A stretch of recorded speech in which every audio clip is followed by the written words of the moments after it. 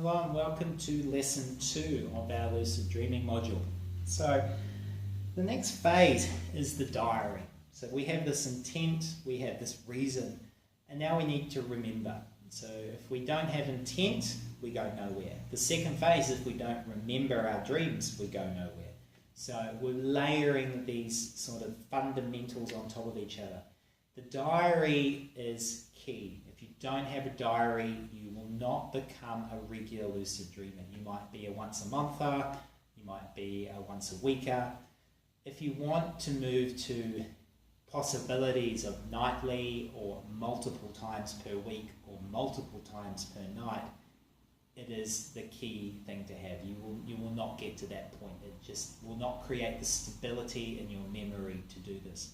Also, dreaming and remembering our dreams is a really useful memory exercise. You'll find that your day memory gets better as well as your memory of the night. So it's quite a strong practice just improving your memory. There's a lot of implications for later on in life, things like dementia and whatnot, having this ability to have a very good, strong memory. So the first thing is with the diary is finding something you can write in, a tablet, a phone, a book, something you're going to write in is easy to access. I tend to use a tablet because I find that I use a tablet for a lot of things. It's easy to access, I can write in it, and it's more legible than my written writing, especially at night.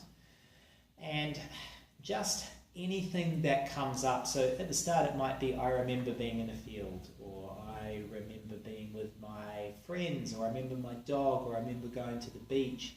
I remember being happy, I remember being sad, I feel sad.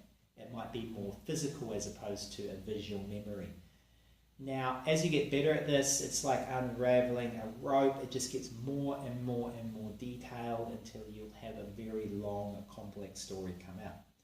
Now, with the dream diary, we're interested in patterns and things which occur regularly, which we'll categorize later as dream signs.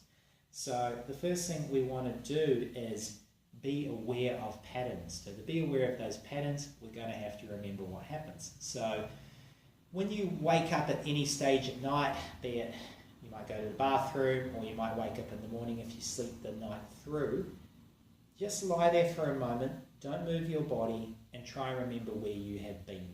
So you might have some memory of being somewhere before or after you went to sleep. So write down that in as much detail as you begin. When you first start a diary, you do want the detail because you're working with improving your memory. Later on, your detail, you let it go a bit, but you go for the patterns. You're going for the patterns.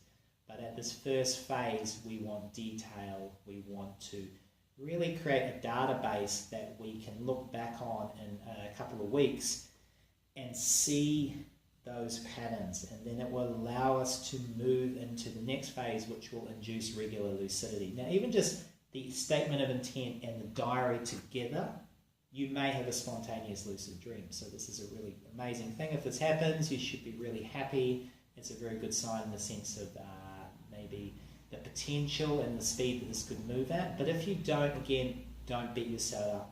This could take weeks, this could take months to really remember. If you think you have been forgetting your dreams for a long, long time. So to remember your dreams again is a very big step. And it's a step that you need to be quite compassionate with yourself with. So this next week, work with the diary, work with remembering. Keep that statement of intent moving through into the night. Namaste.